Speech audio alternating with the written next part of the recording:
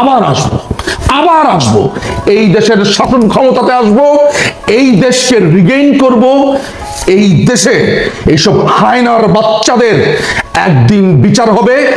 বড় কিছু আসছে, বড় ঘটনা ঘটবে। আমরা এইভাবে বাংলাদেশকে যেতে দেব না। আমরা ঐক্যবদ্ধ হচ্ছি। বড় সড়ো কিছুর ডাক আসবে। এই হায়নাদের, এই রাজাকারের বাচ্চাদেরকে এই দেশ থেকে রিমুভ করব। বাংলাদেশ আওয়ামী লীগের যত শুভানুধ্যায়ী আছেন, কর্মী আছেন, যত নেতৃবৃন্দ আছেন, যারা আছেন পৃথিবীর যেই জায়গা থেকে শুনছেন, আপনাদেরকে আমি একটা কথা স্পষ্ট জানাই। মাননীয় প্রধানমন্ত্রী শেখ হাসিনা অসম্ভব রকমের শক্ত আছেন। তিনি মানসিকভাবে এত বেশি চাঙ্গা আছেন, তিনি মানসিকভাবে এত শক্তিশালী আছেন যে আমরা যখন ভেঙে পড়ছি, আমরা যখন কাতর হয়ে গেছি তার কাছে, তখন তিনি শুধু একটা কথা বলছেন, অস্থির হয়েও না, অস্থির হয়েও না, ধৈর্য ধরো, ধৈর্য ধরো, আল্লাহকে ডাকো।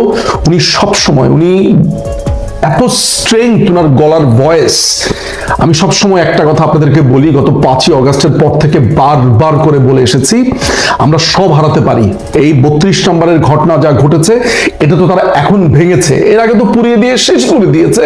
হয়তোবা তারা আরো ভয়ঙ্কর অ্যাটাক করবে, তারা টুঙ্গিপাড়াতে যাবে, বঙ্গবন্ধুর সমাধি অ্যাটাক করবে, যা যা আছে, যেসব চিহ্ন আছে সবখানে। আজকের এই ভিডিও করবার আমার উদ্দেশ্য হচ্ছে দুটা মেসেজ দেওয়া। সেটা হচ্ছে, নেত্রী যতদিন পর্যন্ত জীবিত আছেন, যতদিন পর্যন্ত শক্ত আছেন, আমাদের কাছে এর থেকে বড় সম্পদ নেই। নেত্রী বেঁচে আছেন, নেত্রী যদি বেঁচে থাকে, এই দেশ আমরা রিগেইন করব, এই দেশ আমাদের হবে।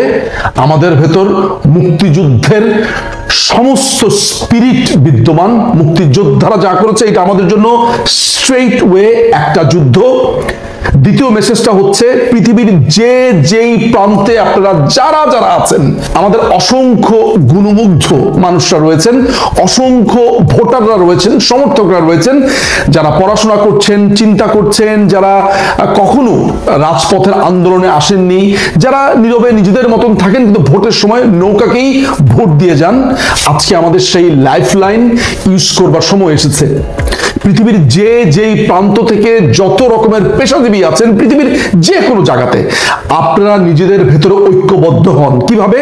ধরা যাক মধ্যপ্রাচ্যে, ওয়েস্টে, এশিয়াতে, ফার ইস্ট এশিয়া, যেসব যত জায়গা আছে, আফ্রিকাতে যত বাঙালি আছে, যারা মুক্ত বুদ্ধির, মুক্ত চর্চার, বাংলাদেশ আওয়ামী লীগ, বঙ্গবন্ধু, মুক্তিযুদ্ধের পক্ষের, আপনারা সবাই নিজেদের ভেতরে ঐক্যবদ্ধ হন, আলোচনা শুরু করুন। আপনারা জুম মিটিং করতে পারেন, আপনারা হোয়াটসঅ্যাপ গ্রুপ করতে পারেন। এমনও মানুষ আছেন যারা পরিস্থিতি দেখছেন, তারা নামেননি। আমাদের যারা বাংলাদেশে গৃহবধূরা আছেন, সাধারণ মানুষরা আছেন, ছাত্ররা আছেন, যারা নীরবে এসব দেখে কাঁদছেন কালকে রাত্রে থেকে, কিন্তু কথা বলতে পারছেন না। সবাই নিজেদের ভিতরে ঐক্যবদ্ধ হন, নিজেদের ভিতরে মিটিং করেন। আপনাদের জন্য টেকনোলজি এমন ভাবে আছে, জুমে মিটিং করতে পারেন, হোয়াটসঅ্যাপে মিটিং করতে পারেন, বোটিমে মিটিং করতে পারেন, সিগন্যাল আছে, টেলিগ্রাম আছে, যেভাবে পারেন, ইমেইল আছে। সবাই সবার সাথে যোগাযোগ রাখুন। প্রত্যেকে এখন ঐক্যবদ্ধ হওয়া শুরু করেন। একটা জায়গাতে চলে যান যে আপনারা আছেন, আপনারা দেশনেত্রী, জননেত্রী, জাতির জনক বঙ্গবন্ধু কন্যা শেখ হাসিনার সাথে আছেন। নিজেদের ভিতরে ঐক্যবদ্ধ হন। বড় কিছু আসছে, বড় ঘটনা ঘটবে। আমরা এইভাবে বাংলাদেশকে যেতে দেব না। আমরা ঐক্যবদ্ধ হচ্ছি। বড় সড়ো কিছুর ডাক আসবে। এই হায়নাদের, এই রাজাকারের বাচ্চাদেরকে এই দেশ থেকে রিমুভ করব, এবং আপনাদের ঐক্যবদ্ধ শক্তি আমাদের সবচাইতে বড় সম্পদ। আবারও বলছি 32 পুড়েছে, ধরা যাক সবকিছু শেষ হয়ে যাচ্ছে, আমাদের কার্যালয় হয়তো বা ভেঙে দেবে, আমাদের টুঙ্গিপাড়া ভেঙে দেবে, সমস্ত কিছু। ওরা আমাদের ভেতর একটা ভয় লাগাতে চায়। আপনারা তো নিশ্চয়ই লক্ষ্য করেছেন যে দেশনেত্রী কিভাবে গতকালকে এই ঘটনার মধ্য দিয়ে স্ট্রেংথ রেখে বক্তৃতা দিয়ে গেছেন। আপনাদের কাছে আমার একটাই অনুরোধ, আমাদের সব সবচাইতে বড় সম্পদ বঙ্গবন্ধুর দুই কন্যা, বিশেষ করে আমাদের মাননীয় প্রধানমন্ত্রী শেখ হাসিনা এখনো জীবিত, তার কনিষ্ঠ কন্যা জীবিত, এখনো তারা আছেন আমাদের বুকের ভেতর। সবচাইতে বড় সাহস এবং সবচাইতে বড় সম্পদ তারা, একদম ভাঙার কিছু নেই। 75-এর পর আমরা দেখিনি, 21 বছর আমরা সহ্য করিনি, আবার আসবো, এই দেশের শাসন ক্ষমতাতে আসবো, এই দেশকে রিগেইন করব, এই দেশে এইসব হায়নার বাচ্চাদের একদিন বিচার হবে। শুধু এই সংকল্পে সবাই যে যার জায়গা থেকে ঐক্যমত্য হন। ধরা যাক ডালাসে আছেন, টেক্সাসে আছেন, নিউ ইয়র্কে আছেন, লন্ডনে আছেন, ম্যানচেস্টারে আছেন, জোহানেসবার্গে আছেন, মধ্যপ্রাচ্যের দুবাইতে আছেন, সৌদি আরবে আছেন, রিয়াদে আছেন, সেউলে আছেন, সিডনিতে আছেন, মেলবোর্নে আছেন, স্টুডেন্টরা, পেশাজীবীরা, ডাক্তাররা, ইঞ্জিনিয়াররা, ব্যারিস্টার্সরা, লয়ার্সরা, যে যেই পেশাতে আছেন সবাই একসাথে হন। আপনারা হোয়াটসঅ্যাপে গ্রুপ করতে পারেন, জুমে গ্রুপ করতে পারেন, আপনাদের যে কোনো আলাপে আলোচনাতে আমি আছি, আমি আপনাদের সাথে আছি, আমরা সবাই আছি। এই ভিডিওর নিচে আমার ইমেল অ্যাড্রেসটা দিয়ে দিব। যে কোনো প্রয়োজনে যে কোনো সময় আমার সাথে যোগাযোগ করবেন। যদি কোনো ধরনের প্রয়োজন হয় আমরা একসাথে কাজ করব। সারা পৃথিবী থেকে মানুষ ঐক্যবদ্ধ হন। এই হায়নার বাচ্চাদেরকে, রাজাকারের বাচ্চাদেরকে আমরা এই দেশ থেকে নির্মূল করব। আমরা আমাদের কর্মসূচি হাতে নিয়েছি, অনেক বড় কিছু হচ্ছে। আমার যে বেদনা হচ্ছে, আমার যে কষ্ট হচ্ছে, বোধ করি মাননীয় প্রধানমন্ত্রী শেখ হাসিনার সেই কষ্ট তার থেকে আরো অনেক অনেক অনেক অনেক বেশি। জাতির জনক বঙ্গবন্ধু শেখ মুজিবুর রহমানের স্মৃতি বিজড়িত 32 নম্বর রোডের 677 নম্বর বাড়িটি প্রায় ভেঙে ফেলেছে, বুলডোজার দিয়ে এখন ভাঙছে। কিছুক্ষণ আগে সেনাবাহিনী সেখানে লোক দেখানো এসেছিল, লোক দেখানো এসে আবার লোক দেখানো চলেও গেছে। তাদের সেই মুরদ ছিল না এটি ঠেকানো, এবং পুলিশ, বিজিবি এগুলো তো বলাই বাহুল্য, যেখানে সেনাবাহিনী পারেনি। ঘটনার সারসংক্ষেপ হচ্ছে, মাননীয় প্রধানমন্ত্রী গতকাল একটি ঘোষণা দিয়েছিলেন, একটি অ্যানাউন্স করা হয়েছিল যে বাংলাদেশ ছাত্রলীগের পেজে ছাত্রদের উদ্দেশ্যে একটি লাইভ ভাষণ তিনি দেবেন বাংলাদেশ সময় আজকে 5 ফেব্রুয়ারি রাত 9টায়।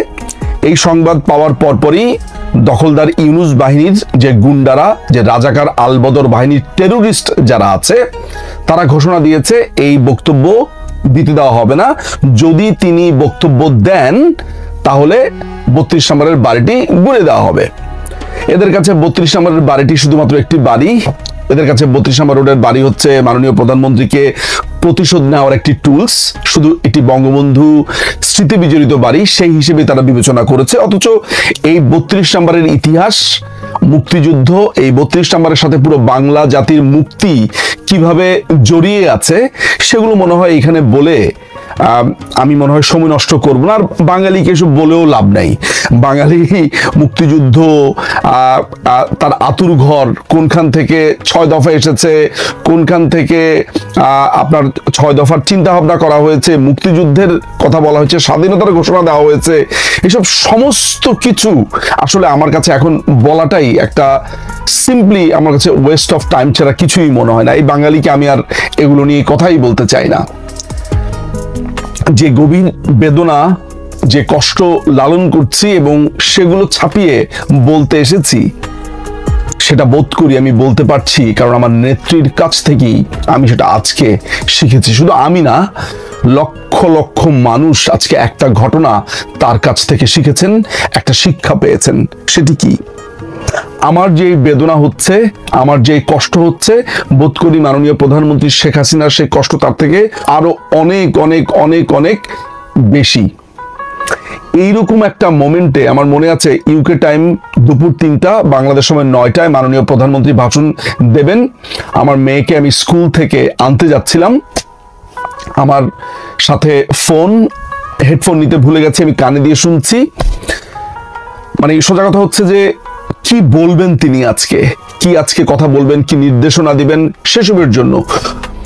তো আমার কাছে মনে হচ্ছিল যে এই পুরো ঘটনাটা তো তিনি জানেন যে আজকে তার ভাষণ যদি দেন তাহলে কি করবে না করবে। তারা তো ধমক দিচ্ছিল, নানানভাবে তারা সবাই একত্রিত হচ্ছিল, এই রাজাকার আলবদরদের সন্তানরা। কিন্তু তিনি যখন ভাষণ শুরু করলেন, আমি খালি একটা জিনিস বিস্ময় নিয়ে ভাবলাম যে আচ্ছা, আমার বাড়ি ভেঙে ফেলছে, এই স্মৃতি বিজড়িত বাড়ি, যে বাড়িটা কিন্তু বঙ্গবন্ধুর দুই কন্যা থাকেনও না, এটা মানুষের জন্য তারা দিয়ে দিয়েছিলেন যাতে সাধারণ মানুষ এসে দেখতে পারে বঙ্গবন্ধুকে